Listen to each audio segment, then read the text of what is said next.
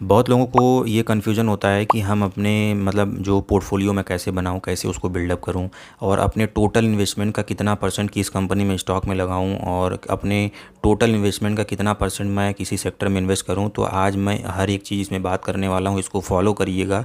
ज़रूर आपको इसमें एक आप अच्छा जो है पोर्टफोलियो बिल्डअप कर पाएंगे। तो नमस्कार दोस्तों, मेरा नाम है चंदन रघुवंशी और आप लोगों का हमारे यूट्यूब चैनल पे बहुत बहुत स्वागत है दोस्तों।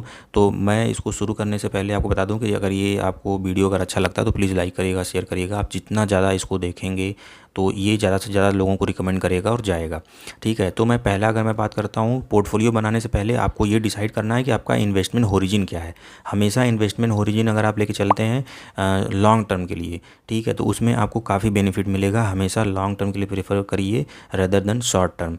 ठीक है, फिर सेकंड जो है आपको रूल फॉलो करना है कि आपको अपने पोर्टफोलियो को डाइवर्सिफाई करना है, यानी कि मतलब कि आपको अलग अलग कंपनी के स्टॉक में सेक्टर में इन्वेस्ट करना है। जैसे कि ईवी हो गया, उसके बाद आर्टिफिशियल इंटेलिजेंस हो गया, फिर उसके बाद ऑटोमोबाइल हो गया, फिर उसके बाद ईवी हो गया। तमाम इन सब सेक्टरों में आपको डाइवर्सिफाई करना है कि अगर मान लीजिए कि अगर कोई एक दो कंपनी अगर डाउन भी होती है तो और अदर कंपनी उसको आपको आपके पोर्टफोलियो को बैलेंस करेंगी। अगर मान लीजिए किसी एक दो कंपनी में आपने इन्वेस्ट किया और एक मुश्त आपका पैसा कम से कम मान लीजिए 1 लाख रुपए लगा दिया, ठीक है, तो अगर वो कंपनी अगर डाउन होगी तो वहाँ पे आपका पोर्टफोलियो काफ़ी ज़्यादा निगेटिव में जा सकता है और आपको लॉस हो सकता है। तो हमेशा अपने पोर्टफोलियो को अलग अलग सेक्टर में डाइवर्सिफाई करिए, तब आप जाके आपको एक अच्छा आपका पोर्टफोलियो बन के तैयार होगा।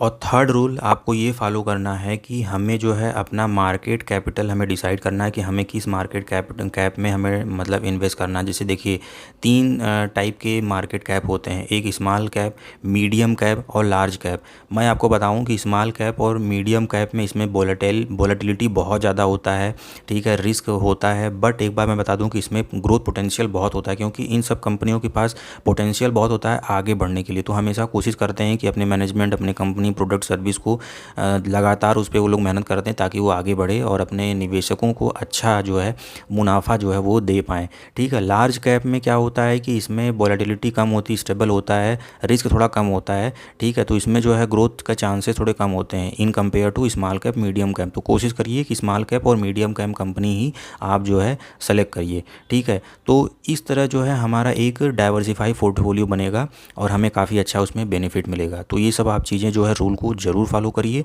और एक अच्छा पोर्टफोलियो बिल्डअप करिए।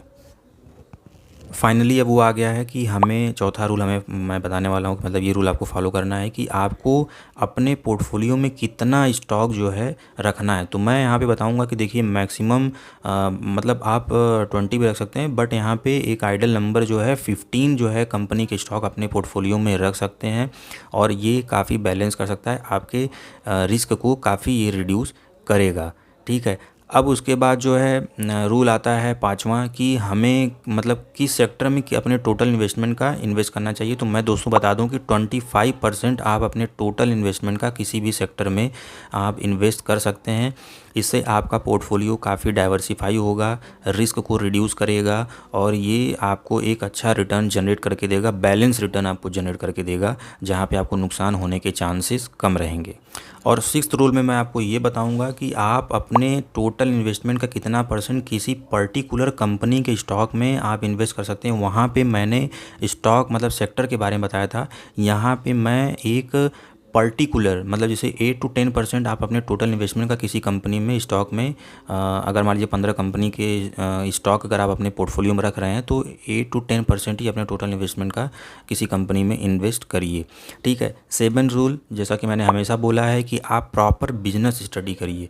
ठीक है, उसका मतलब मैनेजमेंट देखिए, उसका जो बिजनेस मॉडल है, उसके बाद जो उसका बैलेंस शीट चेक करिए। ठीक है, उसकी बारोइंग, लायबिलिटीज़, एसेट्स सारी चीज़ें चेक करिए। उसके बाद फाइनेंशियल रेशियो जैसे पी, आरओई, आरओसी मैंने बताया भी है, आगे भी मैं बताऊंगा। तो ये सब चीज़ें अगर आप चेक करेंगे तो खुद आप एक खुद से जो है स्टॉक को एनालिसिस करके आप अपने पोर्टफोलियो को बना सकते हैं। ठीक है, तो प्रॉपर जैसे कि एफआईआई मतलब जो है फाइनेंशियल इंस्टीट्यूशन जो है इन्होंने कितना इन्वेस्ट किया, मतलब इनकी होल्डिंग क्या थी। उसके बाद डीआई जो आपके डोमेस्टिक इंस्टीट्यूशन है, फिर उसके बाद पब्लिक गवर्नमेंट, ये आप चेक कर सकते हैं पिछले जो है कि इनकी होल्डिंग घटी है या बढ़ी है। ठीक है, उसके बाद हम क्वार्टर भी देखेंगे। एक चीज़ हमेशा रखिएगा, अगर लगातार 2 क्वार्टर अगर परफॉर्मेंस किसी कंपनी की अच्छी नहीं है तो हम शॉर्ट टर्म के लिए तो नहीं रहेंगे, रहेंगे, लॉन्ग टर्म के लिए भले टिके रहेंगे।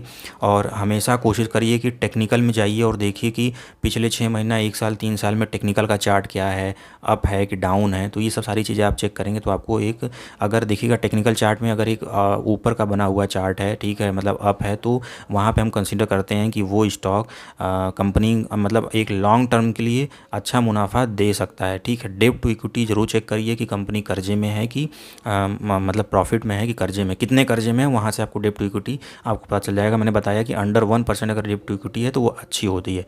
जैसे प्रॉफिट हो गया, सेल्स हो गया, पिछले 3 से 4 साल, 5 साल का आप चेक करिए कि देखिए कि कितना परसेंट बढ़ा है, घटा है, बढ़ा है, ठीक है।